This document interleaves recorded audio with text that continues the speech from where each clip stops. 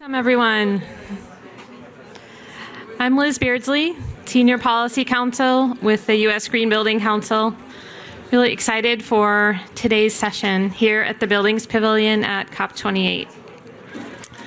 We'll be talking about the critical issue of decarbonizing our buildings, looking at a new report that we are launching today, as well as hearing from leaders from the U.S. and globally in how we tackled this problem and some of the solutions. Please feel free to come in front. We have some seats in front. So to kick things off, it's my great pleasure to welcome the CEO and President of the U.S. Green Building Council, Peter Templeton.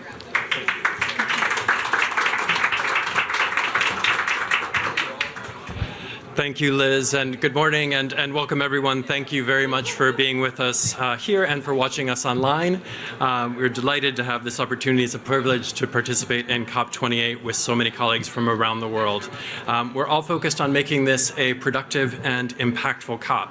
And it has been very encouraging to see the progress already, including financial pledges to the new climate fund for developing nations and the announcement by Vice President Harris, U.S. methane rules and the Green Climate Fund. We're particularly heartened to see that 120 countries have backed the COP28 UAE Climate and Health Declaration, highlighting the inextricable connections between protecting the climate and protecting human health. Significantly, these outcomes reflect the critical influence of civil society and subnational governments. So before I begin today, I'd like to thank our hosts, the UN Environment Program and the Global Alliance for Building and Construction, as well as Yves-Laurent Sapovel, advisor to the Director General of the French Ministry of Ecological Transition and co-chair of the Global ABC, who will provide special remarks later today. I'd also like to thank Arup, Building Performance Institute Europe, the Global Building Performance Network, and the Organization for Economic Cooperation and Development for their partnership in this event and their incredible work. Every COP is a critical opportunity to evaluate, refocus, and coordinate our efforts. It's here that the world recommits itself to global cooperation on the defining issue of our time, and it's here that leaders of the business, scientific, and research communities join with delegates from nearly 200 nations to share climate solutions, innovations, and successes. But this year is especially important, coming against the backdrop of UN's first global stocktake, which found that humanity is not on track to reach the goals of the 2015 Paris Accord. The UN forecasts warming at 2.5 to 2.9 degrees Celsius over pre-industrial levels by the end of the century, far beyond what scientists consider safe levels. A few weeks ago in Washington, the Biden-Harris administration released the 5th National Climate Assessment, the U.S. government's most comprehensive analysis of climate trends and impacts in America. It found that the current state of decline of U.S. emissions is not sufficient to meet national and international climate commitments, and that climate change is now impacting the lives of Americans in every part of our country. One statistic from that report that captures the frightening nature of that impact: during the 1980s, the United States experienced a $1 billion weather or climate disaster event every 4 months on average. Today, America averages one every 3 weeks, costing the nation's precious lives and close to $150 billion in annual damages. This year, we're at $1 billion climate disaster event on average every 2 weeks. The takeaway from this report is clear, that we must act with greater urgency. Now is the time for climate leaders, including those of us here, to find new ways to work together and strengthen our collective capacity to lead. That's why, in partnership with the outstanding team at Arup, USGBC is proud to announce today the release of a new report on the state of decarbonization in the U.S. commercial building sector. Buildings are responsible for 1/3 of energy-related emissions in the United States, with commercial buildings accounting for 16% of the national total. But as we know, commercial buildings also play a key role in grid decarbonization and vehicle electrification, making them a key convergent point for all decarbonization efforts. Like the Global Stocktake and the National Climate Assessment, the report establishes a deeply researched analysis from which we can look forward to better focus, design, and implement our future actions. Among the report's key findings, we are making real and significant progress. Today, U.S. commercial buildings are 37% less carbon intensive and 26% more efficient on a per square foot basis compared to 1990 baseline. Absolute emissions for commercial buildings have declined to their lowest levels since 1990. What's incredible is that this decline has occurred despite a 55% increase in commercial floor area over the same period. The report analyzes the market and policy drivers behind these numbers and describes opportunities to rapidly accelerate progress, of which there are many. Decarbonization remains uneven across the commercial sector, with significantly higher barriers in historically disadvantaged communities. Climate equity remains one of the most deeply challenging aspects to our work, and one that we must commit to strengthen together. I'd like to again thank Arup, as well as my colleagues Liz Beardsley, USGBC Senior Policy Advisor, and Millie Majumdar, USGBC Senior Vice President for Research and Innovation, for spearheading this report. Before I close, I'd like to talk a little bit about how USGBC is embracing its leadership role in addressing these issues and opportunities highlighted in this report, both in the United States and abroad. USGBC's job has always been to empower the buildings industry with tools it needs to design, build, and operate buildings sustainably and at scale. That tool set includes producing high-quality research and insights for practitioners and leaders like Arup and RMI, with whom we published a guide on reducing embodied carbon emissions earlier this year. It includes working with U.S. government on implementation of the Inflation Reduction Act, the single largest investment in clean energy and emissions reduction in American history, and the development of an industry-wide definition for zero-emissions buildings, which the Biden-Harris administration announced earlier this year at our Green Build International Conference, and which is continuing to be refined here at COP28. And finally, it includes strengthening and evolving the LEED certification framework, which is now applied in more than 180 countries and territories globally to define the highest standard of sustainability. And I should note that includes 120 certified buildings here in Expo City, Dubai. Over the next year, we'll be engaging stakeholders from across the global building industry through beta testing and public consultation in finalizing LEED version 5, the next generation of LEED. LEED version 5 has been developed to fully align building decarbonization action with the urgency of the Paris climate targets, while also addressing critical human health, resilience, ecosystem, and equity imperatives. As we announced earlier this year, our LEED version 5 development work has prioritized existing buildings. 80% of all buildings today will still exist in 2050, and there is no scenario in which we will achieve our global decarbonization goals without accelerating existing building progress in this segment. A highlight you'll see in the draft LEED version 5 existing buildings framework, which is available now, includes credits for improving operational carbon performance, reducing embodied carbon of materials used in renovations, executing long-range decarbonization planning, improving climate adaptation and disaster preparedness, and continually assessing and verifying indoor air quality. Importantly, it also includes prerequisites for resilience and social impact assessment. I'm very much looking forward to the discussion today, and I would especially like to thank the U.S. public service leaders who are joining us on our second panel. Mayor Avi Bala of Hoboken, New Jersey, Mayor Satya Rhodes Conway of Madison, Wisconsin, and the Honorable Brendan Owens, my dear friend and former USGBC colleague, who serves as the Assistant Secretary of Defense for Energy, Installations, and Environment, Chief Sustainability Officer, and Chief Housing Officer for the U.S. Department of Defense. Thank you for this opportunity to provide remarks. I am thrilled to be here and looking forward to adding to the positive outcomes of COP28 and to building on our partnerships this week. I'll now turn things over to Rob Kay, the America's Climate and Sustainability Services Leader at Arup. Thank you.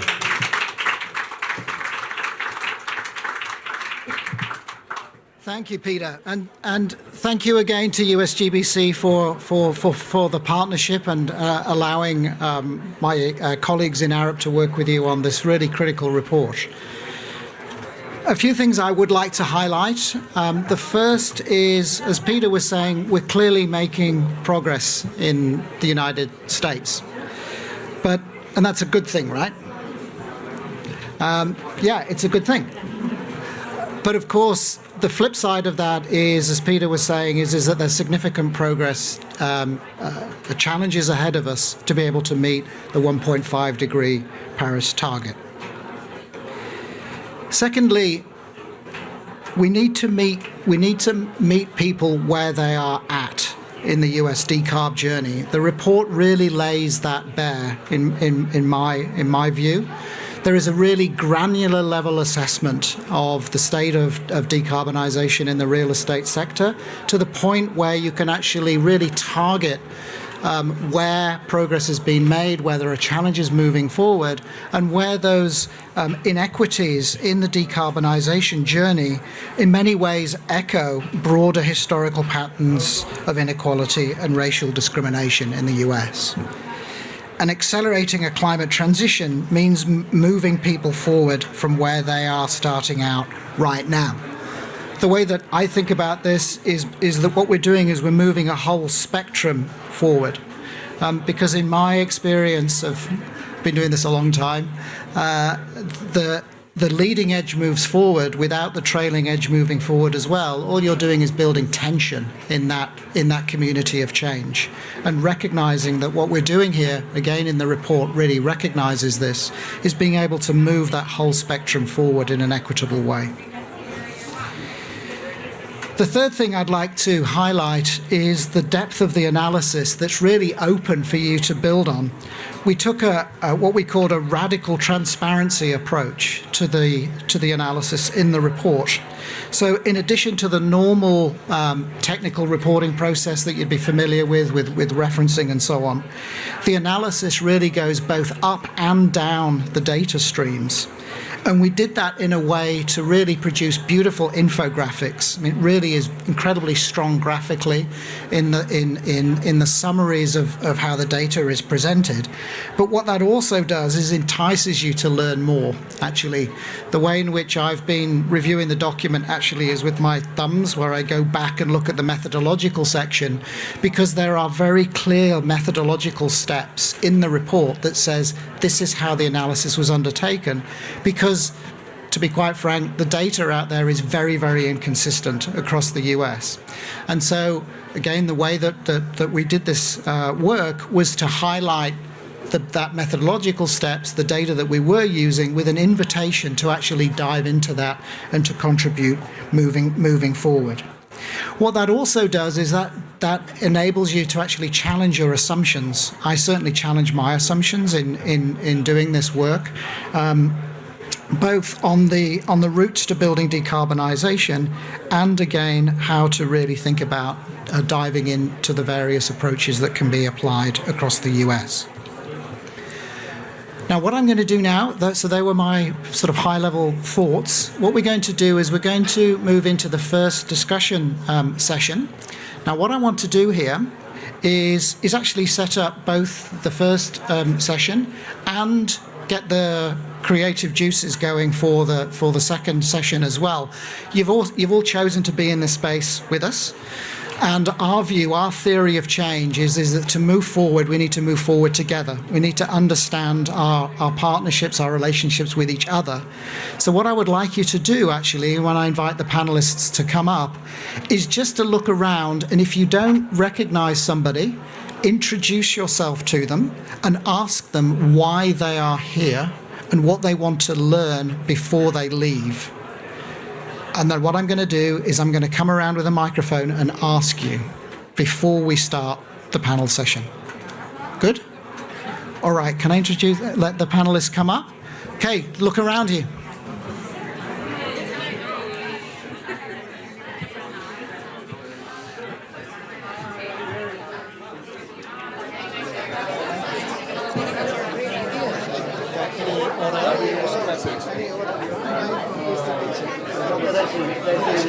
I think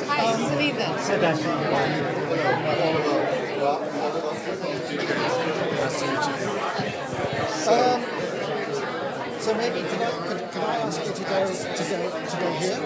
Who? You? Okay. Tadashi, and Dr. Siniti, can you go at the end? Okay.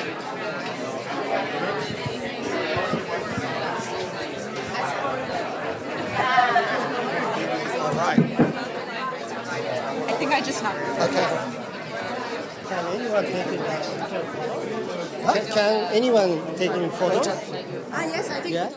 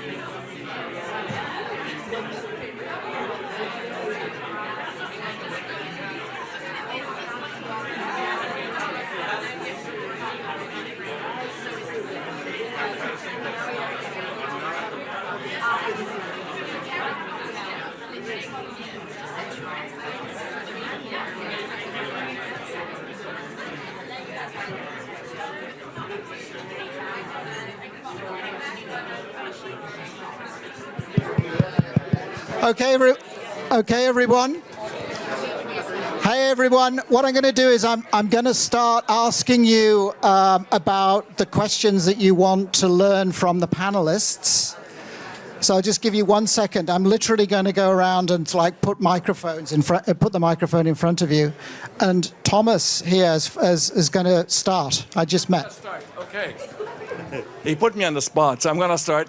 Thomas Müller, I'm the CEO of the Canada Green Building Council. We're long-time cooperators with the USGBC for over 20 years, and including green building and LEED and decarbonization. So the question I have for you is, it's about the human element. The human element that, we have the technology, we have the know-how. Yesterday was in a session here. We know that there's a strong business case for green buildings. There's a stronger business case for decarbonizing buildings, but we are in our own way. We are ourselves, our habits, our culture, how we look at it. It's very difficult for us to change. So what would you say is, how could we change that? How can we change the human element? Fantastic. Thank you. All right, that's question number 1. Anybody else? Sir, excuse me. Hi, good day. I'm Uzoma from Botswana. We've been going through the whole presentations, and I must say it's quite impressive. The only challenge we're facing here, it seems more like it's not targeted to incorporating the developing nations. And one of the challenges we're having, buildings and construction contributes about 40% of the entire emissions and things. And how do we deal with the issue of decarbonizing the construction materials that we use there, the entire building process? And we are sitting on coal in terms of major source of power generation, and we're talking about green energy, and transition will be huge capital that I'm sure we're not going to be able to afford. So what's been done, or how is the strategy to incorporate the developing nations into the plans that the decarbonization process has? Because it's just like kicking the can down the road if it's not done. Thank you. Thank you, sir. Well, take one more. Oh, 2 more. Okay. Hello, I'm Gökçe. I'm the head of sustainability for Vitra bathrooms. So we manufacture basically everything you see in bathrooms. So I would like to ask, we focus on decarbonization and energy all the time, mainly, let's say. What do you see in the terms of water management and water scarcity? And because we only focus on energy and materials and everything, but no water management regulations, I can say, in the buildings. So what do you see as the trends and upcoming strategies? Thank you. My name is Marina, and I'm focusing now on financing green energy efficiency buildings. And the question I have is, how do you measure and how do you show the positive effects, meaning economical, financial, and maybe social effects of green and energy efficient buildings in order to reply the question why we should pay a bit more in the beginning? And can you share with me maybe some investigations or links to some researchers? Thank you. Where are you from? I'm from Russia, if it would not shock the rest. Thank you. Thank you. Okay, well, look, I'm going to close it now without killing myself on the way up. Thank you for doing that. Thank you, panelists, for allowing me to do that too. What I'd like to do is actually ask the panelists just to introduce yourselves briefly. I think you all have microphones. Perhaps Tadashi, if you could start, we'll just go down the line. Sure. My name is Tadashi Matsumoto. Thank you very much for invitation. I'm a head of unit at the OECD and leading a program called Decarbonizing Buildings in Cities and Regions. Nice to meet you. Hello, my name is Oliver Arup. I'm the Executive Director of BPAE. And BPAE is a think tank based in Brussels and in Berlin. We focus on decarbonizing the built environment. We do a lot of comparative policy analysis, and we try to answer the question, what kind of policies, initiatives, programs have the biggest effect to really decarbonize the built environment? Hi, I'm Dr. Sunita. I head sustainability for Mahindra Life Spaces, which is the real estate arm of Mahindra & Mahindra.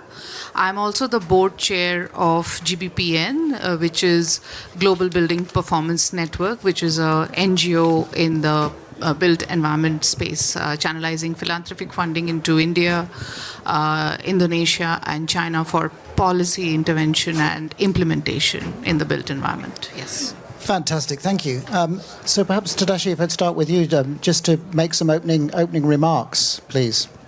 Sure. So thank you very much again for invitation, and congratulations to the launch of this important event.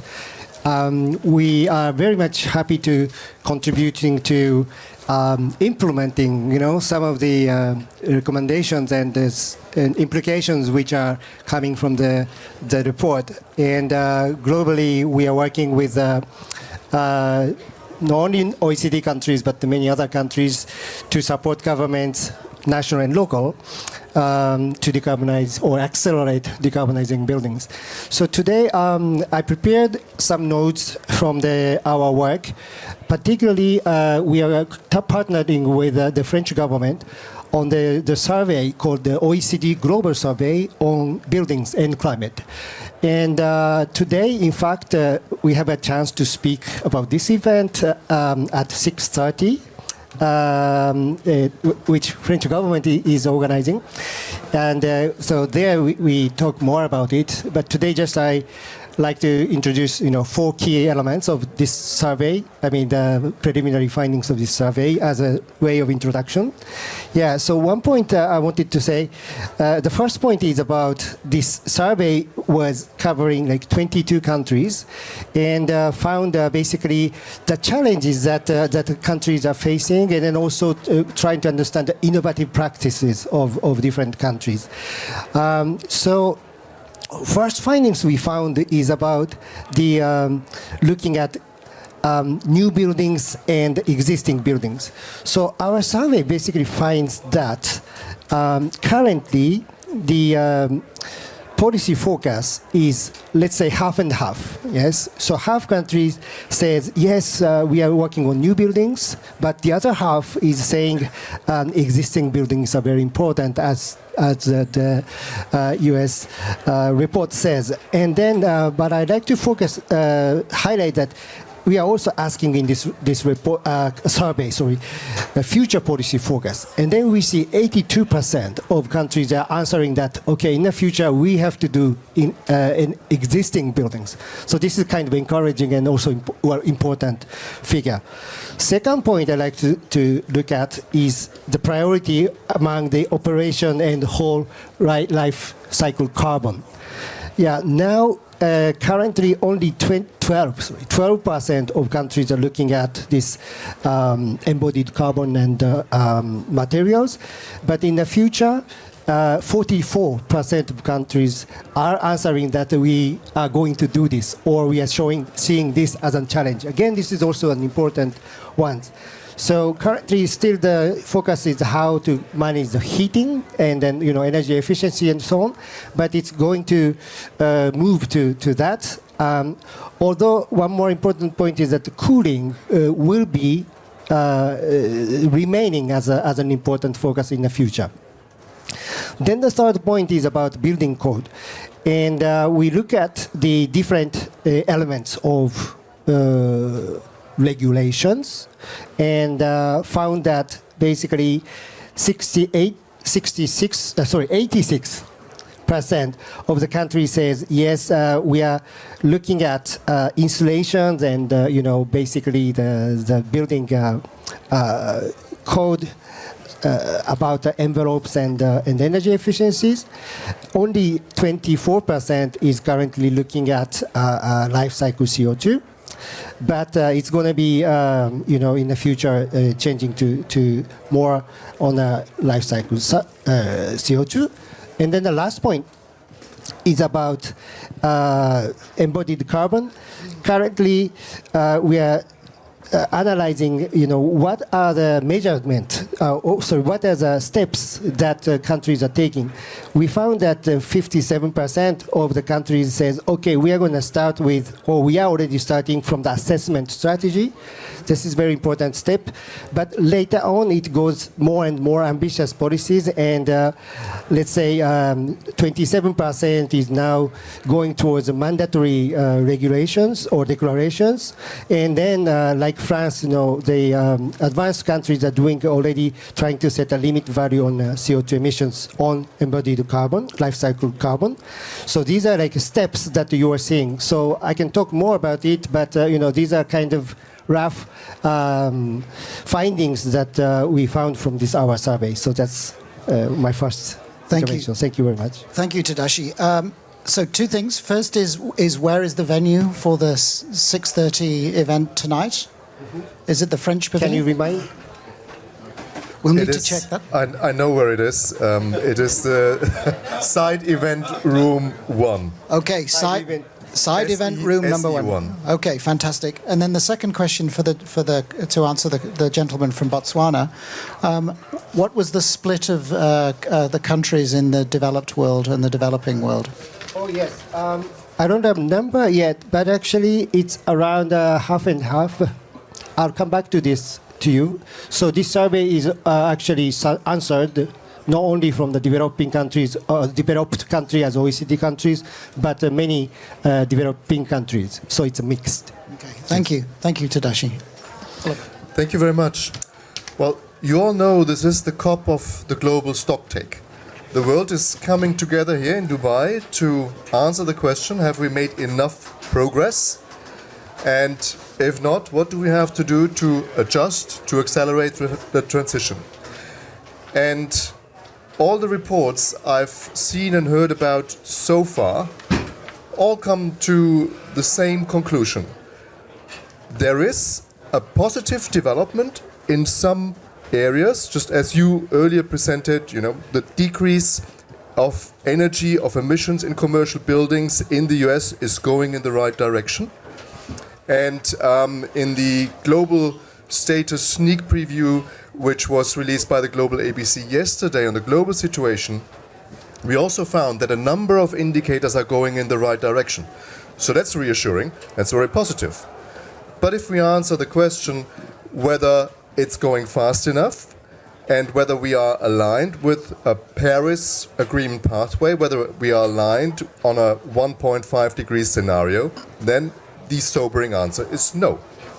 So, we know actually what to do, because we see indicators going in the right direction, but we seem to have a hard time to accelerate that transition. And I think that's what we need to look at, why this is the case. And I hear two reasons in the discussions. One of the reasons is the issue about data. You said, that in the US, the data situation is patchy at best. We focus a lot on Europe in our BPIE work, and we know that the situation there is similar. On the global level, it's dramatically different because it's even worse.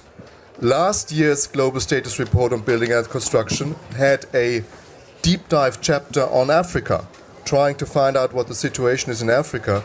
And there we found that, of course, to really come to very reliable conclusions, you need to look at lighthouse projects, at pilot projects, but the data availability is also not there.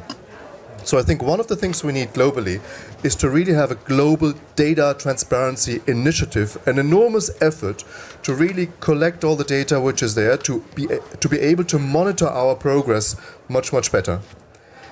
And the second thing, in order to accelerate the transition, is I think we need to develop benchmarks for our sector, for the buildings and construction sector. What does it actually really mean to be Paris aligned? We're doing some exercises with the global tracker, for example, but every company, every municipality, every national government has to answer the question, is my policy decision, is my investment decision aligned with the Paris pathway? And I think that's the second question we need to answer, where we're not making enough progress. We need to define these benchmarks clearly for all the different actors so that they can align their actions, their decisions on that pathway. Yeah, thank you, Oliver. One of the things in the US report, I'm actually quoting one of my team here, that it was deeply annoying that 42% of the building performance data was from California. And because I live in California and she doesn't, but the sense also that because of that inconsistency, there are open data standards in some parts of the US. Again, there are some lessons here in the report, but actually being really able to leverage that data in a consistent way. And again, we think that AI we think has an important role to play here. I think moving forward with rapid data assessment. Dr. Sunita, I'm going to ask you to speak. I know that you have some slides, so I think we have to maybe step away. Sorry. Cool. Yeah, thank you so much. So, taking cue from what Robert mentioned, that leadership has a tail, and that tail, if it moves quickly, there will be a lot of tension. So we will need to move with the stakeholders, and that's what we exactly set out to do.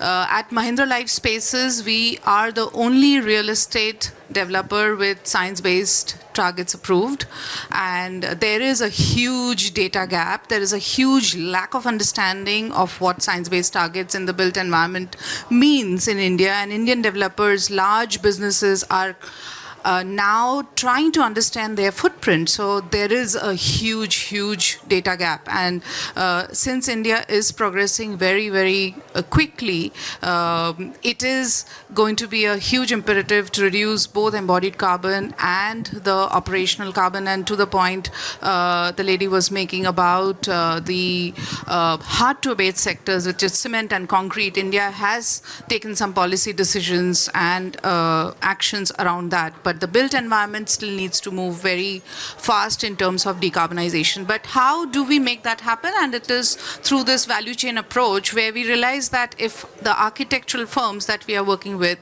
the contracting firms that we are working with, the MEP consultants that we are working with, the material manufacturers, and a lot of innovation is happening in India around material manufacturing, and these are very small startups, and they really don't have the funding to scale. And a lot of climate funding needs to look at alternative materials in the built environment in India, where we cannot look at only concrete for an high-rise, where thermal comfort goes for a toss, and it adds on to the entire operational carbon. So this is how the embodied carbon impacts operational carbon. Next. So it's about a lot of stakeholder consultations. So there is a lack of capacity, knowledge, awareness, institutional frameworks. So decarbonization charter addresses and hopes to bridge the gap in knowledge and enabling measures and implementation for all. So it is moving towards everybody towards that 1.5 degree pathway in the right way, because that knowledge is missing. We realize that even the signatories to the charter, next slide, so they are all the players in the decarbonization charter. We have about 65, next slide, and we realize that big, small, and all of us have to be in the room together to have meaningful dialogues, because perhaps the big can help the small move, and we can, help in mainstreaming low carbon built materials. We can enable monitoring, operational efficiency, and get to designing net zero buildings. And of course, work with the government for climate aligned codes and adopt science-based targets. So this is primarily which is the work that we are doing. And currently this work was initially funded by Bloomberg Philanthropies, and now it is funded by the Swiss Development Corporation for at least call to action, and that's important. So that's what I wanted to share. Thank you. Tadashi and Oliver, would you mind coming back up? Sorry about that. No, it's all good. No, it's all good. I thought it was easier to show it excellent. Visually. Well, I always think an indicator is how many people are taking pictures of your slides. So there was a whole bunch of people. Share. I mean, it's. Yeah, please. We can just share. Please do. I actually just want to come back and thank you for that. Actually, come back to the first question. Actually, about the role of the role of people in this. I think the way that you put it is that we sort of know what we should be doing. It's a question of then actually making that transition into action.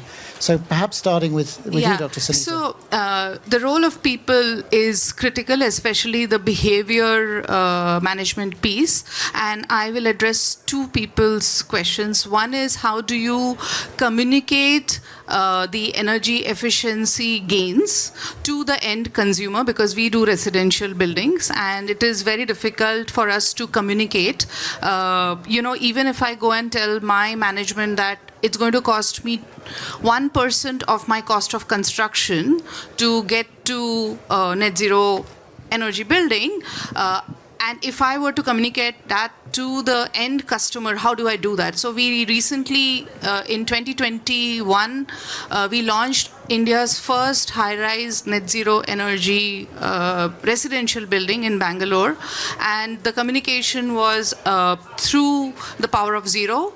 And very simple communications, they are communicated to the end user through that, how you can live a net zero life, and what are the ways we are facilitating that. So basically to reach out to the people. But there is a government initiative called LIFE, which is Lifestyle for Environment, which focuses on behavior management. So we married both the things together, that if you want to lead a life, you can actually come and live in this net zero building. Thank you. Yes, thank you. I understood your question almost a little bit as if people were a barrier to the right decisions for greener buildings or for renovation. Our habits can be a barrier, yes. Our desire yes. to maintain the status Yes, quo. our inertia, our human inertia. It's very, very powerful. That's why I was getting. Yes. Sorry, I couldn't be clearer. Okay. So our human inertia, our desire to stay where we are, can be a real barrier. Again, I'd like to mention this. Yeah, the situation in Europe, because for Europe a big challenge is the renovation of the building stock. It's not so much about greening new existing buildings. The European building standards for new buildings are fairly good. They're not zero emissions yet. We're moving there slowly, but the big challenge is the renovation challenge. And that is the question, how do you convince people to really make the investment? And what we see when we do surveys among citizens, among consumers, is one of the big drivers necessarily is not to save on the energy bill. That is of course important, but it's not the very first driver. The very first driver often is an increase in comfort, an improvement in design, adjusting to new circumstances in life and so on. And I think as a community advocating for greener buildings, for less carbon intensive buildings, we're often forgetting the real motivators, the real personal drivers for people. And that's why it's so important to actually, cover and analyze and document the multiple benefits, which the colleague from Russia mentioned earlier, asked a question about earlier. How do we make sure that in the valorization of buildings, we take these human aspects about comfort, for example, into account? And how do we express that in the valorization of a property? That is at the very beginning of the science, so to speak. We're involved in a number of projects on the EU level and on this, but it's not standard business today in the real estate valorization industry. And I think this is one of the shortcomings which could be addressed to accelerate the transformation. Yeah, thank you, Olivier. Thanks. Before going to address this, I correct a bit numbers. So we said this survey is half and half OECD. This is a survey countries. Basically, the answer today we showed is a preliminary result. So that's the difference. So we have more OECD countries in the answer, but we reached out, through the global ABC member states and so on, for like half and half countries, no OECD, non-OECD. Coming to this human aspect of building, so I came to mind the poverty and the inequality issue. So on poverty, I echo what you said, Oliver, more about the comfort and then also the health benefit, for example, not only energy bill, net gain, but also other aspects are very important, particularly for the low-income households or families who are not equipped with a good quality housing or building. That is very important aspect. And then inequality side, actually, I want to say that there are huge inequalities between countries, of course, but also within countries, locations, and then also even within the same city or same neighborhood, you have a big difference in terms of the quality of buildings and then also the type of measures that you are taking in terms of building energy efficiency. So it's very important. And then just one number that I wanted to say is that it's an encouraging number, again, coming from the survey. So 64% of respondent countries have reported that they have some sort of strategies to reduce poverty and inequality via decarbonizing measures. So this is an encouraging number. All right, thank you. Just a couple of comments to that question. It's cheaper, it's better for you to live in a healthy building. It'll save you money. You'll be more flexible in your life because you'll have adaptability in the building that you live in the future. Now, I'm channeling communication specialists, of course, and elected officials who I'm looking forward to hearing from in the next panel. But just actually simplifying, of course, speaking on the human level, actually about what this transition means to people's lives, I think, and then the lives of their kids as well, in particular.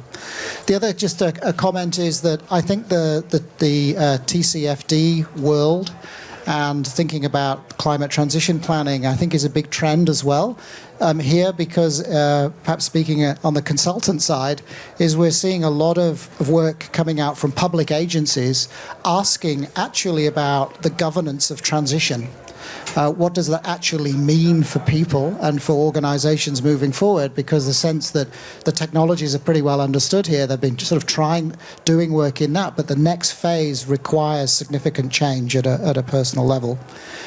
So talking of which, I actually want to pivot a little bit more to the city and subnational and maybe even the community scale, and just ask about examples, perhaps of good practice that you would like to share with the participants here today.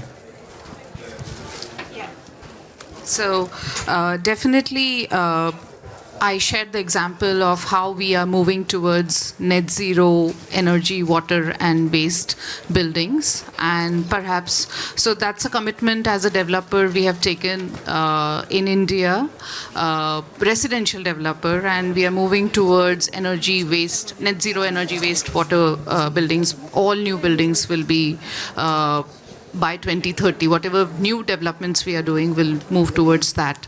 That is an example, but it is going via the thermal comfort, human comfort, passive design route, and the metrics that we use are degree discomfort hours, and we analyze the designs of the building and then use the strategies of avoid, orient, shade, reflect, and to look at how we can provide thermal comfort for our residents. And it's also open and ventilate, so what kind of windows will be, what would be the wall to window ratios, and so on.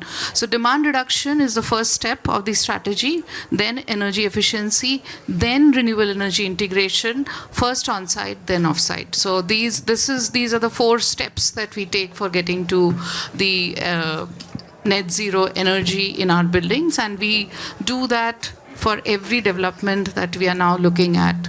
So, yeah, That was really clear.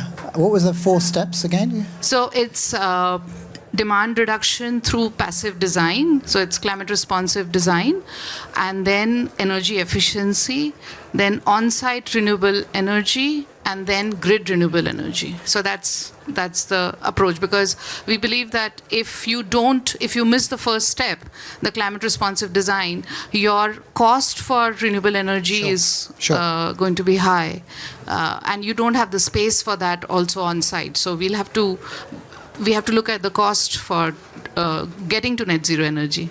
Thank you. Yeah. Tadashi? Yeah, sure. So I wanted to introduce a bit of a Netherlands case, which I think is very interesting. It's a neighborhood approach. So actually, Netherlands is phasing out natural gas from heat, right? So then the national government and local government work together.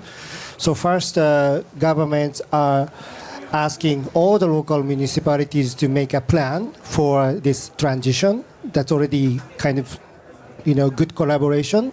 And the national government also provide a financial support to local government. What is interesting in this neighborhood approach is that they are trying to pilot. Within the country, there are different situations in terms of how to phase out from for example, like there are some places where you have district heating available, some place not, so more on effective to use heat pumps and so on.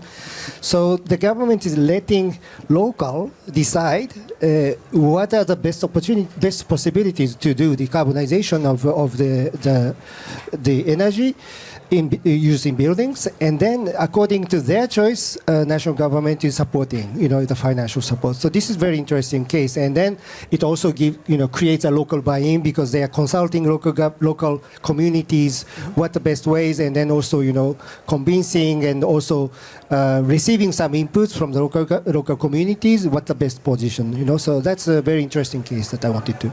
Thank you, Tadashi. We have collected quite a number of examples of citizen-led and citizen-driven renovation activities.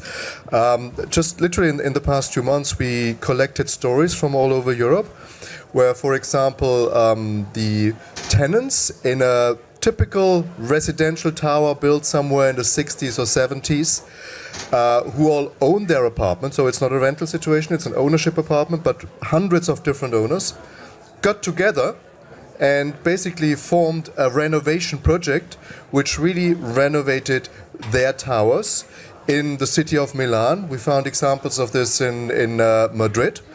And if you're really interested to watch the videos, they're actually available as 1 to 2 minute videos, very short, on the BPAE LinkedIn webpage, or also on my webpage, on my private LinkedIn webpage. What's reassuring about these examples is that people get together and organize themselves and overcome all these barriers of, you don't want to speak to your neighbor, or you don't like this and that person. It's very practical psychological problems, but they have overcome these issues and really said, we got to do something to lower our energy bills, to have higher comfort, and in the end, of course, to reduce greenhouse gas emissions.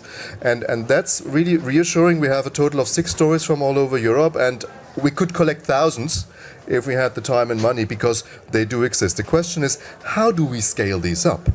And how do we translate them into a political framework which encourages many, many other citizens to do something very similar? That sounds really... That sounds like a call for funding. I would support that work. I have to tell you, because I think citizen-driven change. Back to the first question that was asked, actually, developing a sense of ownership of the climate transition. I would also just call back to the report, actually, that's being launched today, and actually thinking of some very detailed tables at a city-by-city level, actually, of the various building performance codes that have been enacted in different parts of the US, and actually analysing where each city is at. Really very fantastic sources of information. Talking of which, I'm going to ask one more question, and then I'm going to ask for a lightning round to close out. So the question actually is around data and information. Moving forward, let's assume that we're here in a year's time, or in another COP, or at some time in the future, reflecting back, saying, well, look at the progress that we've made in being able to assess the change that we are encouraging, that we're trying to empower here. How would that work? What would you like to see or encourage now moving forward to have the data sources, the information source, to actually recognise the transition that we're making? Yeah, I can start. So I have two cases that I can introduce. One is that I repeat the importance of disaggregated data across subnational scale, because data tend to be aggregated at national level, particularly discussing in the COP, for example. But my team is really focusing on how to create this subnational data. And not only subnational data, but it's important that to create a compatible framework. So, you can disaggregate and then aggregate and then compare with what you're doing at the national level. And, you can also use it at the subnational level. So just one example that we are launching tomorrow, a different report, but it's called a territorial approach to climate action and resilience. This one, I remember the location. It's, a Japan Pavilion, 6 o'clock tomorrow. And there we are showing these 45 indicators which are compatible national and local level. So this is one. Could you say the name of the report again? Name of the report is a territorial approach to climate action and resilience. Okay. So this basically covers, this multi-level coordination and also how to accelerate subnational action, including, of course, building. Building is a key element of it. Yeah, and then second part is more technical. So we can going, into this EPD data thing, perhaps, and what's happening in the different countries is that they are lacking basically this data. So governments or industries or communities or can work together, and then how to develop this database which is based for good policy making. So I stop here. Thank you. Oliver? Well, if we gather here again in about 2 years or so, I'd like to see the launch of this Global Data Transparency Initiative, which should, in my opinion, put a specific focus on regions where construction is very dynamic, in Africa, in Southeast Asia, to make sure that we do not neglect these regions and gather the data as well. And in the other regions, I think we can make much progress in having higher quality data, much more granular data. That would be very important. But I think we should not fool ourselves. The lack of data must not be an excuse to not do anything. We know enough, we have enough solutions, we need to do that now, and we need to accelerate the transition. The data is an important and nice to have factor, but it's not a barrier if we do not have full data. Yeah, I'd absolutely agree with you. And before with Dr. Sanita, making proxy estimations and being transparent about what those estimations are, of course, moving forward. Dr. Sanita. So I'll share the corporate perspective and the Indian perspective. So the Security and Exchange Board of India in 2021, they took a huge leap in getting to what is called the Business Responsibility and Sustainability Report. And the initial first round launched by SEBI was BRR, Business Responsibility Report, in 2012. And this mandates top now it mandates top 1,000 listed companies in India to report on the core indicators. There are a lot of ESG indicators, so it is more expansive and it captures the data of top 1,000 companies, but we would still need proxy data for companies that are not covered here, and that is probably 80% of the people out there in the built environment. So it will be a combination of data coming in, and even this data, many companies are just starting to push information out in the public domain, because 2023 was the first year of that comprehensive core reporting. Look, thank you. Look, I'm going to go down the line, perhaps starting with you, Dr. Sunita, of anything that you wanted to say here that you haven't already said, like your key message, because I think there's an openness here in the room to actually hear from all three of you. So I think the line here resonates. Incremental change is not enough, and we have to show it through leadership. And I really liked what you say. If the tail lags, there will be tension. So, which is what you mentioned. So 3 sentences: incremental change not enough. We have to show leadership, and the tail lagging will cause tension in the system. Thank you. We have to measure every political decision, every investment decision, every business decision against the question whether it's aligned with a Paris Agreement pathway and a 1.5 degree pathway. I think if we do that, we will accelerate the transition, the transformation of the buildings and construction sector very, very quickly. Thank you. Tadashi. Yeah, so checking note from my teams, I missed the word saying step-by-step approach. So I said that there are progressive changes in regulational format, and then also, life cycle carbon and so on. Actually, many of you perhaps feels, different challenges in different places. Okay, existing buildings is important, but you can't go directly into that regulatory framework, right? So there are step-by-step approaches that you can choose. So first, start with, let's say, guidelines. You're saying some pilot project and so on. It's very, how can I say, it's easier to find a way. If you don't think too seriously, I have to go to this way, net zero by 2050, we can't see the goal. But you can find the things around you to start with, right? So that we call it step-by-step approach, and then we can use that to advance, not just go ahead, but you can do just one by one. Yeah, thank you. Especially if those steps have been trodden by others in other places. So I just want to thank you, all three of the panelists. Please join me in thanking them. Thank you so much. Okay, we're going to transition now and have a short special announcement from Yves Laurent Sapoval. Thank you. Well,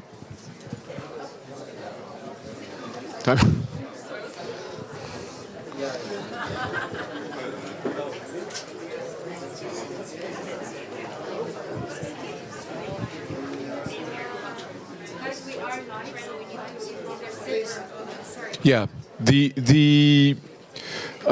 well, thank you for inviting me. I'm just here briefly to talk about 2 events. First, thank you and thank Global EBC for organizing all these amazing events. We've been assisting here to many very interesting events about buildings and making the case. This is great. We have to go further. So I wanted to invite you to 2 events, to call your attention on 2 events. First one is we are launching the Buildings Breakthrough tomorrow at 12:30 in the Al-Waha Theater, which is a very, very big room, and obviously you can come with friends. It's important because we need to make the case for buildings within this COP. since COP21 and the creation of Global EBC, we've been trying, and we now have a buildings pavilion. There's lots of things happening, but we're not there. And we need to make the case for buildings, definitely. So as many people as can come tomorrow, this is really, and you will probably hear what is a breakthrough, apart from being something that has been invented by the English for being absolutely unpronounceable for French people. I think the next initiative, we're going to find an initiative called Turlututu for us, and this big, this revenge, we're calling for revenge here. Anyway, second thing I wanted to talk to you about is the global forum on buildings and climate that we are, and this is more serious, we are organizing a global forum on buildings and climate on the 7th and 8th of March 2024 in Paris, gathering for the first time ministers in charge of construction at the global level. So please tell everyone. Ministers in charge of construction, as incredible as it may seem, have never been gathered at this scale. We had a meeting in Europe, but we are issuing about 80 invitations, so, and of course lots of countries. Hopefully we have more, and very happy to gather this.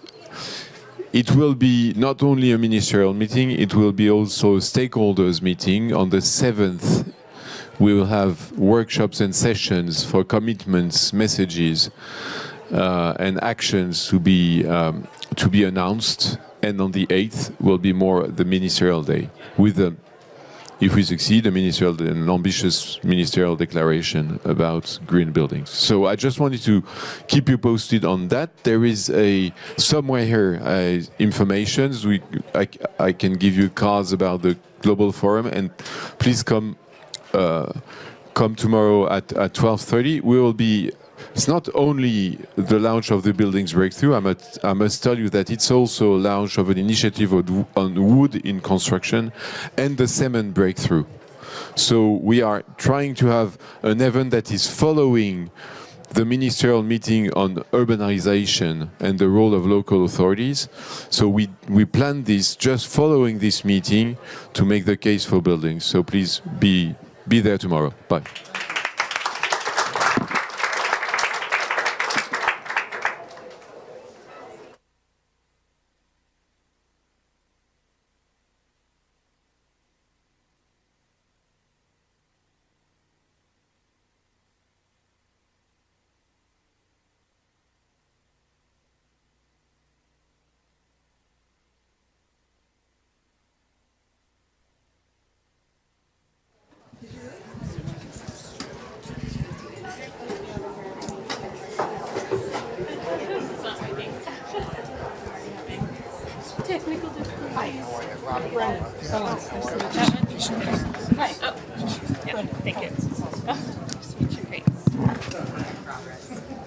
Excellent. Yeah, I hope everyone will join the launch of the Buildings Breakthrough tomorrow. And there's also an initiative that's being headed up by the International Code Council that USGBC is joining to build capacity for sustainable and resilient buildings. So that's an exciting initiative as well. So excited to have these three leaders from the US here today. Let me start by introducing Mayor Satya Rhodes Conway from Madison, Wisconsin. She's a real leader in the heartland of the U.S. and progressive and green policies. She's been involved in Madison for over 15 years and is really making change. So thank you for being here. Mayor Ravi Bala from Hoboken, New Jersey. And his tenure has been marked by restoring financial stability and responsibility, and including improving climate resilience. So we'll be looking forward to your comments today. Thank you. And the Honorable Brendan Owens, Assistant Secretary at the Department of Defense, responsible for energy, energy installations and environment, as well as being Chief Sustainability Officer. Thank you for being here, Honorable Owens.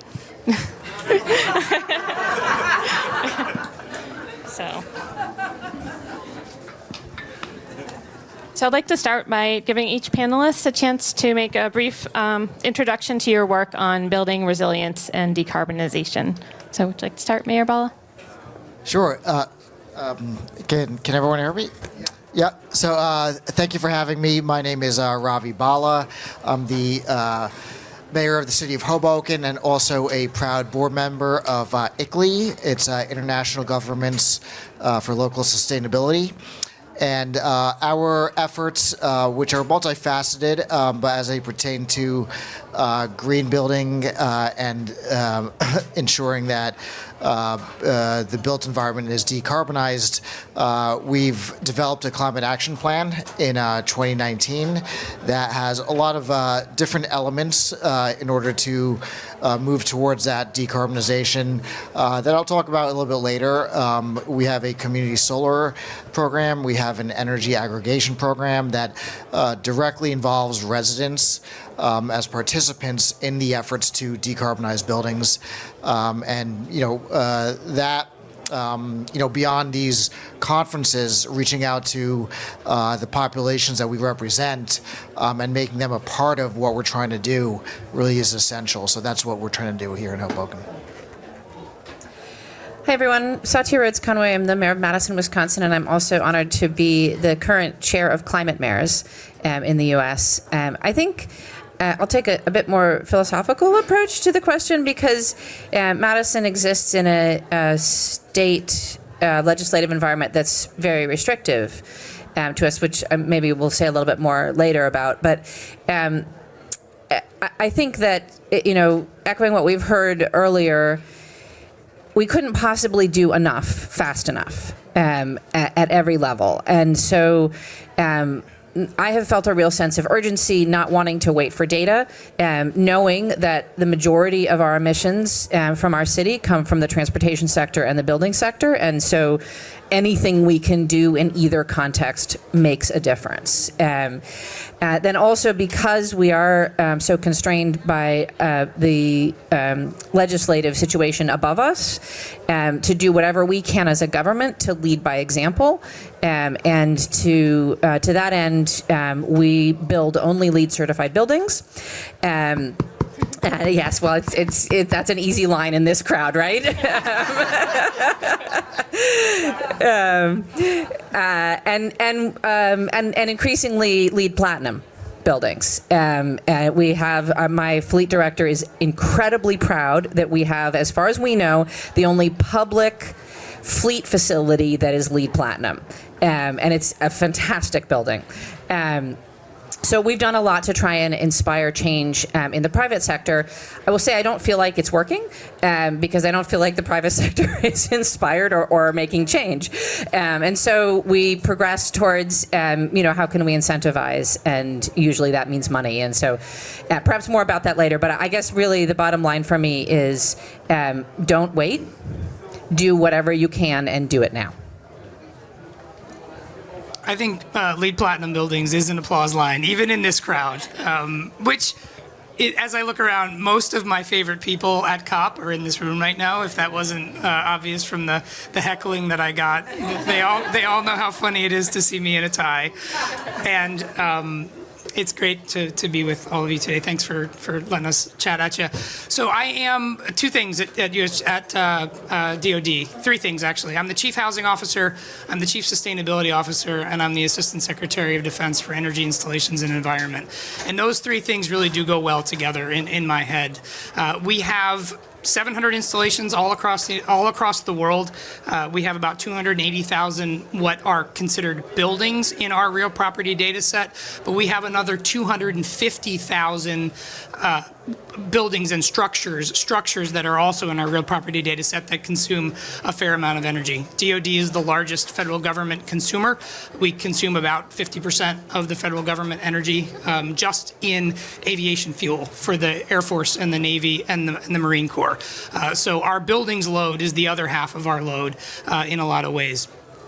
There's a couple things I'd like to touch on in terms of what we're doing to get after and decarbonize our infrastructure. I'll start with a policy that we signed in March, which is basically that we're going to electrify all of the base building systems in all of the 280,000 buildings that are owned by DoD.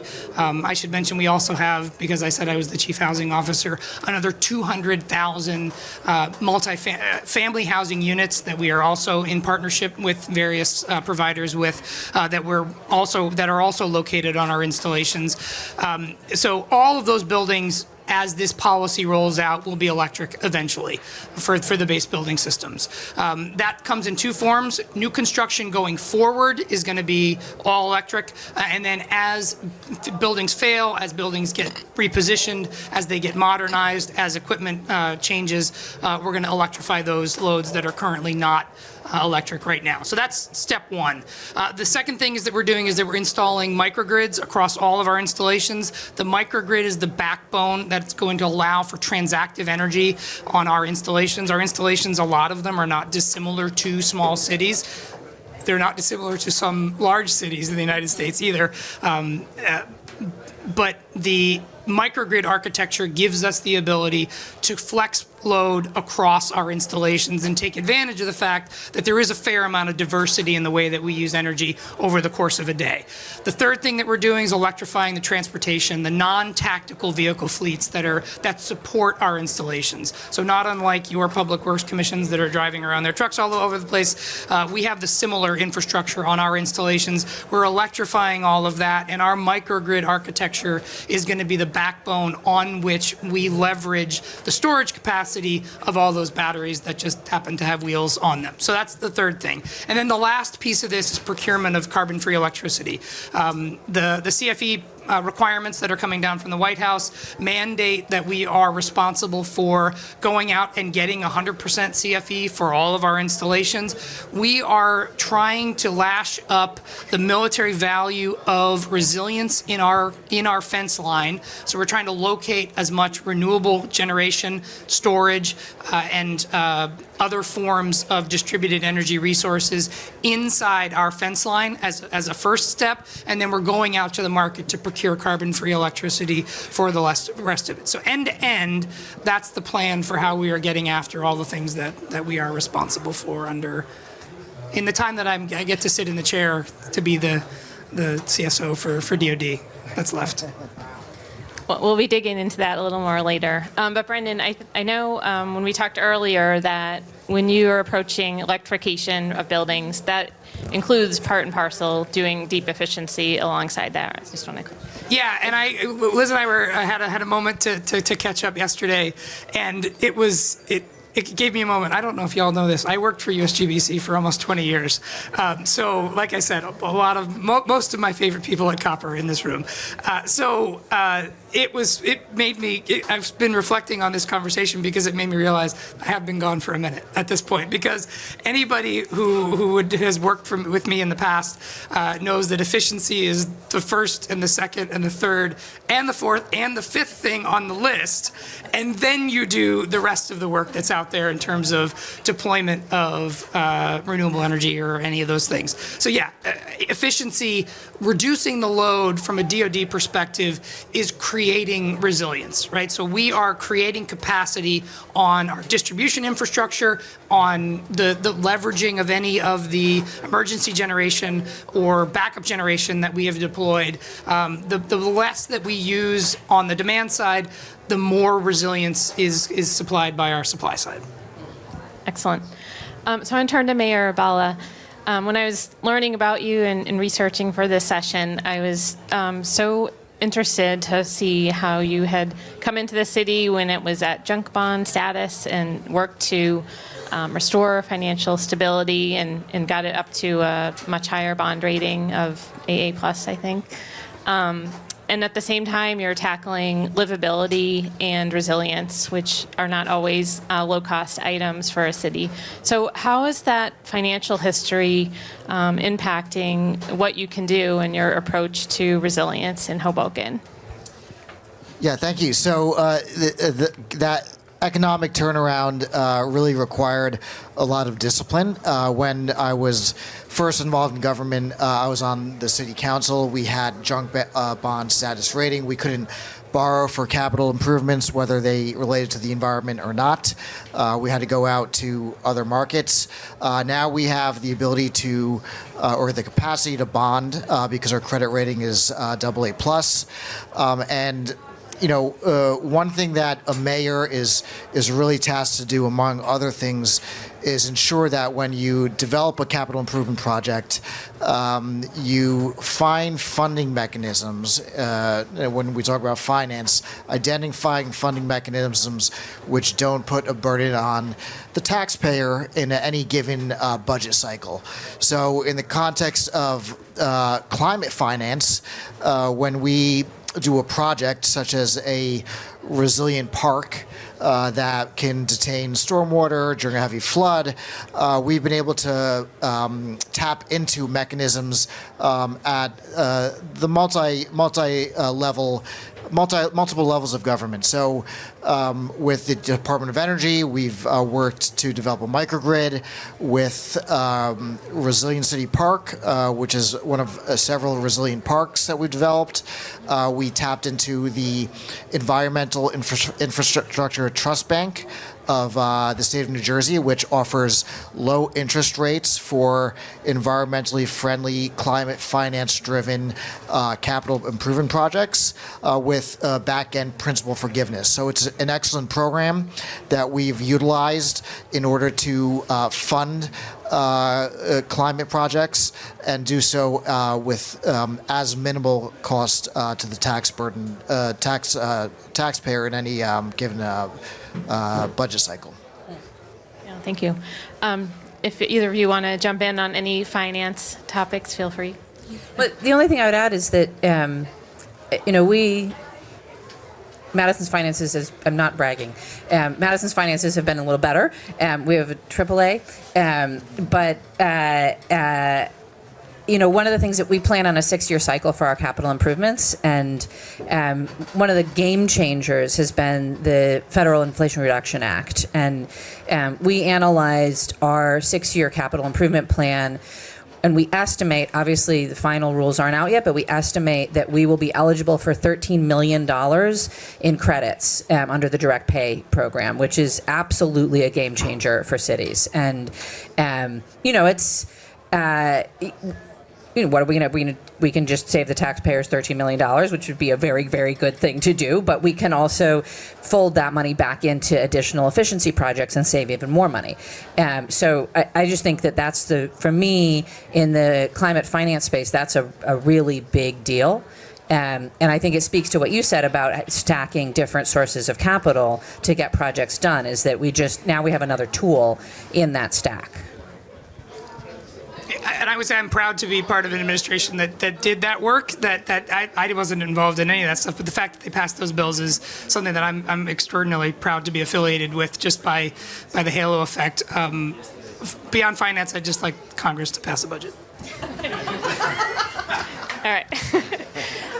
Well, our report showed, just on a more sober note, that progress on decarbonization is uneven. Particularly both geographically across the U.S. and also socioeconomically, however you break it down. How are each of you in your different roles and with the authorities and powers you have approaching that to try to even out and bring everyone into the clean energy transition? Yeah, so we view this clean energy transition through the lens of environmental justice. In Hoboken, we are no exception. The most vulnerable people are the most severe victims of the impacts of climate change in Hoboken, New Jersey. Even though we're 1 square mile, this is a fact on the ground for us. So what do we do about it?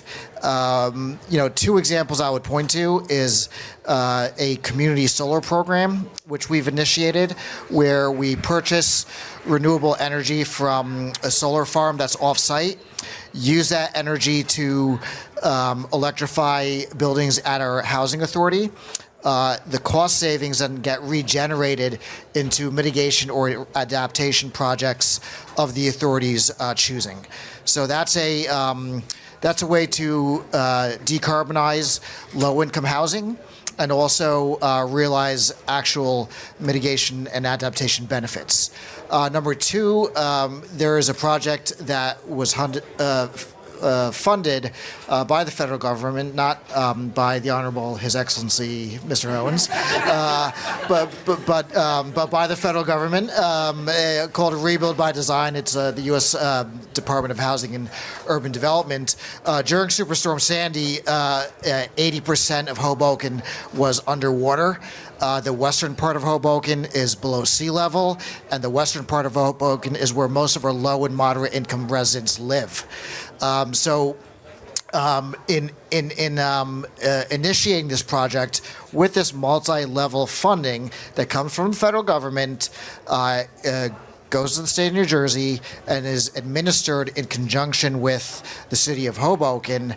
Really the focus and the largest beneficiaries of this federal funding are low to moderate income residents in the most vulnerable climate areas of Hoboken, and also the most socioeconomically disadvantaged communities in Hoboken. So we're trying to utilize climate finance in a way that also meets our goals for environmental justice as well. I'm jealous of the community solar thing. Not possible in Wisconsin.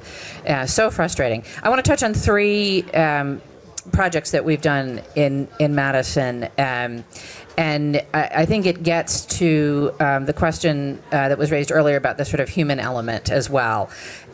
So the first program is, it's called Green Power, and it's actually a workforce training program where we bring in apprentices to work for the city.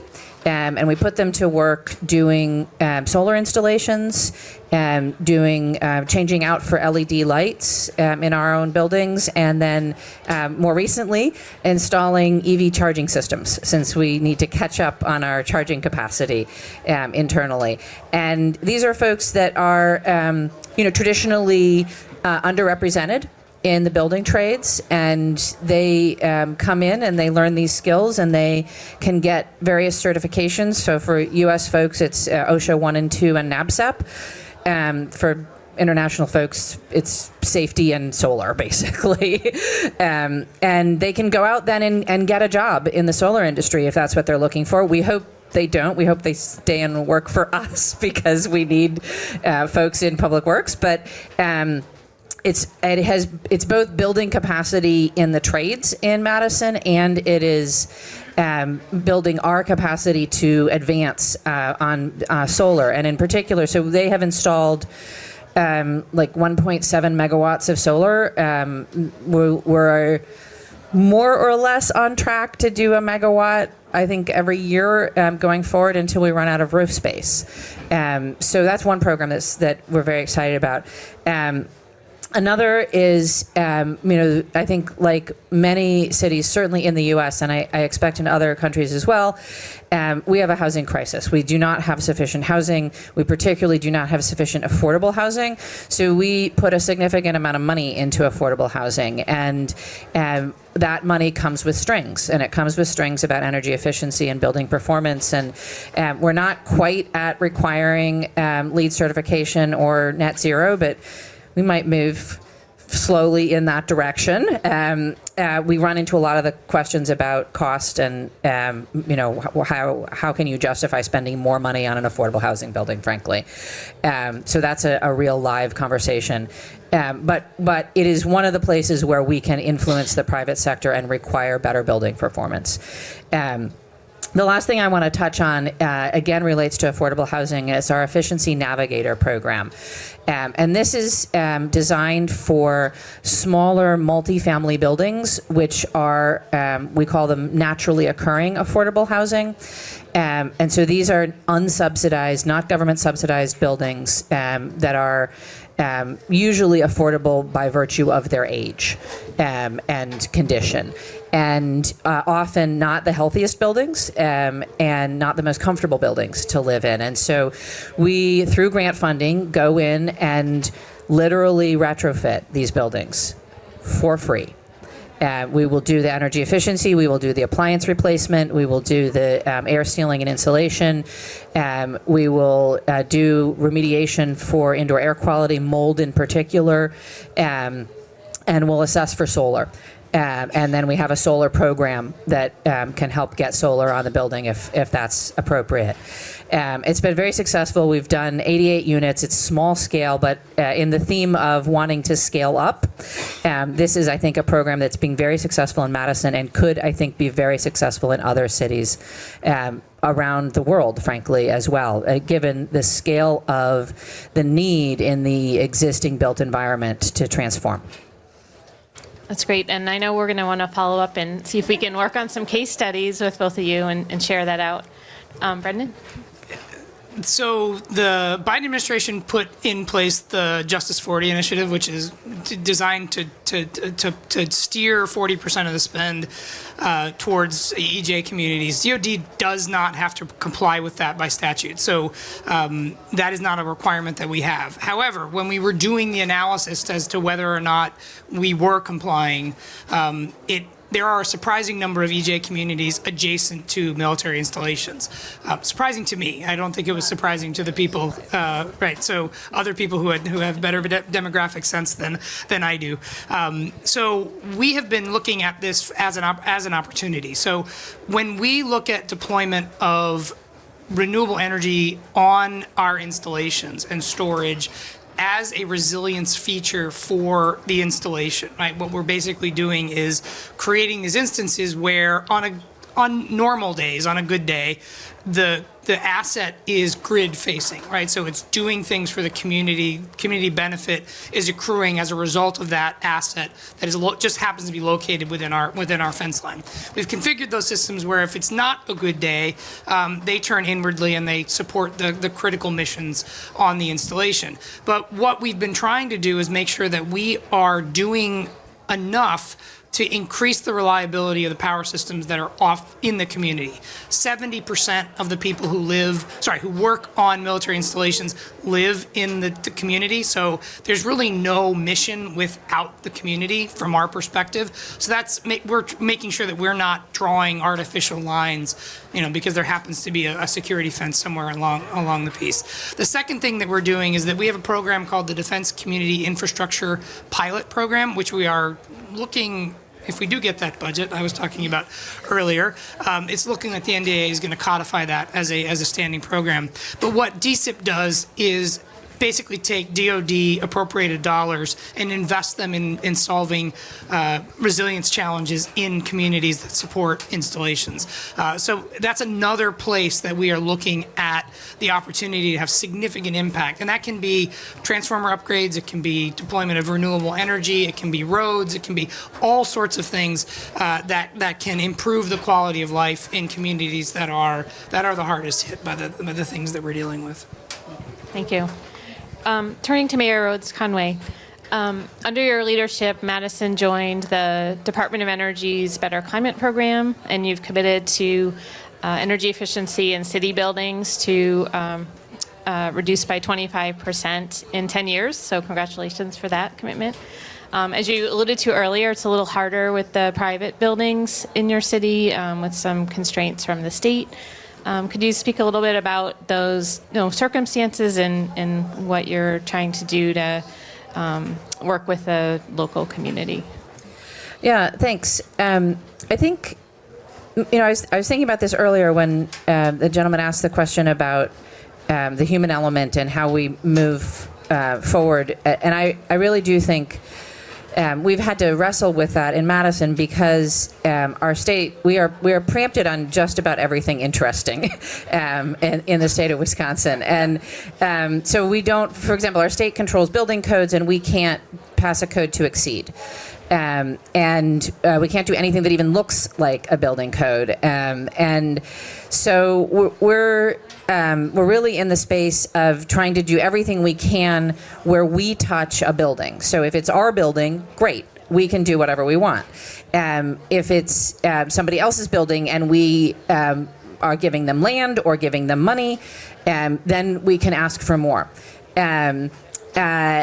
but if we have no leverage over it, we don't have any regulatory ability. So we have to sort of hope that folks will do the right thing. But this is where I think that the question of the human element comes in, because when I think about the progression, like what it took for the city to make the decision to only build LEED certified buildings, and the time that took. I like you. The time that it took for us to like move our facilities and our people and our architects, and to educate them around what does LEED certification mean, and why do we care about green buildings, and why is this a priority? And I think it's boils down to a combination of a couple of things. And so one is leadership. Right? You need somebody at the top who is saying, you must do this. This is important. I care about it. And you can't ignore it. And then you need, and it helps if that person is somewhat stubborn. And then I think you need to think about professional development, and you need to think about education, and think about helping people understand the why and the how of things. And I'm talking about the architects and the engineers that work for the city. And then I think really just persistence. And what happened in the city of Madison is we had a sustainability director who was embedded in facilities and engineering, and she believed in this, and she wanted to get it done, and she educated her colleagues, and she developed the policy, and she found the funding, and she proved to them that actually if you do this, we can save money, and then we can use that money for something else, and then we can use that money for something else, and people started to see the benefit of that. And now she's gone. She moved to, I don't know, somewhere in Minnesota, and I pulled the sustainability director position out of engineering into my office, but it doesn't matter, because all of those facilities folks, they drank the Kool-Aid, they got religion, and they now do it themselves without having a sustainability director sort of monitoring and forcing them. So that was a real culture change moment. And so I think that I think about how do we translate that sort of outward to the entire building and construction community in Madison, but perhaps it applies more broadly than that. Yeah, absolutely.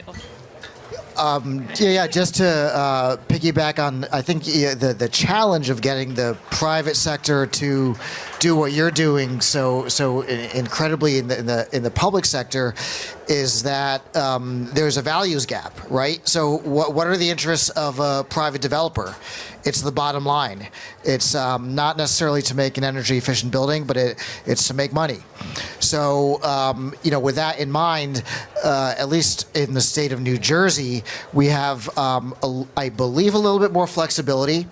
And in our redevelopment plans, one of the things that we try to do is incentivize developers to make more efficient and greener buildings, LEED certified buildings, by providing what's called bonus density if your building is LEED certified at a certain level. So for example, if you want to make an 8-story building, you can make an 8-story building however you choose. But if you want to potentially make more money, you're going to have to build better. And that would be a LEED certified building at some standard, silver, gold, whatever the case may be, and we incentivize greener buildings through that redevelopment process in redevelopment plans. So that's one mechanism that I think the state of New Jersey offers. Perhaps that's not available to all, but it's one that I think in some instances in Hoboken has been effective. That's great. Unfortunately, we're needing to come to a close because I had a lot more questions for this great group. Let's do a quick lightning round. Is there one thing you're taking home from COP to help inspire or lift the wings of your work at home? Brendan, you want to start? Sorry. I've been particularly inspired by the health and wellness line of inquiry. One of the things that I'm experiencing in this job, which is not surprising, is that there is a a reluctance to embrace climate for climate's sake, and that's not what DoD does. It's never what we're going to do. That's not really a shock. But one of the things that people in the building really do care about, and people out in the field as well, is the people that work with them and for them, right? So the ability to lash up the climate and health agendas is something that we have been working diligently around. We're trying to meet people where they are, find the things that inspire them. All the solutions are the same. We know that, but get them in the door on the thing that inspires them, and then push instead of trying to drag them, work with them. So I think that piece of it, that element of that, is something that we can bring back to DoD and say, look, this is about climate, yes, of course, right? But it's also about human health. It's also about environmental justice, which are things that are resonant with different interest groups within DoD. That is incredibly useful and incredibly motivational, and having it here front and center has been great. I think the thing that I'm taking back most is the increased seriousness about subnational actors. And that's really great to see. I mean, I frankly would never have come to a COP before if there wasn't that emphasis on learning from, listening to, speaking with subnational actors. And so I'm inspired by my local leaders that, around the U.S., but around the globe as well.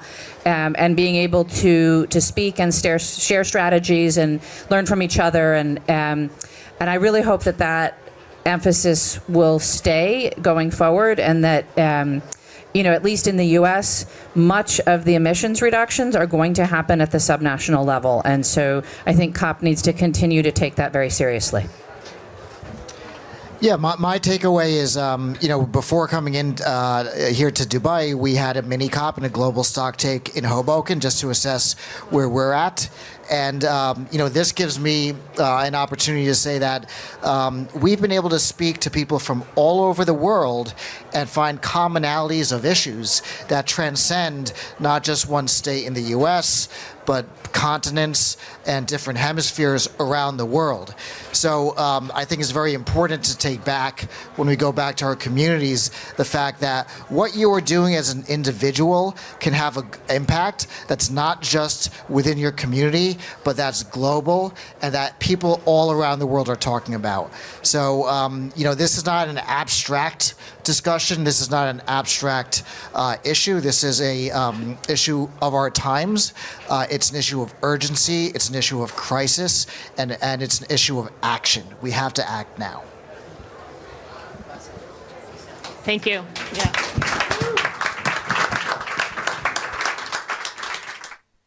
Just to close things out, we invite you all to work with us, dig into our new report, the methodology. We know we want to improve the data, but we can't wait for it either. We have to act now with urgency. We want to come back next year and each COP and be able to show progress that we've worked on together. And to our global partners, engage with us, with Arup, with the folks that spoke earlier, and with our global community, because partnership's the only way we're going to succeed in this common mission. So thanks for being here, and thanks for our panel.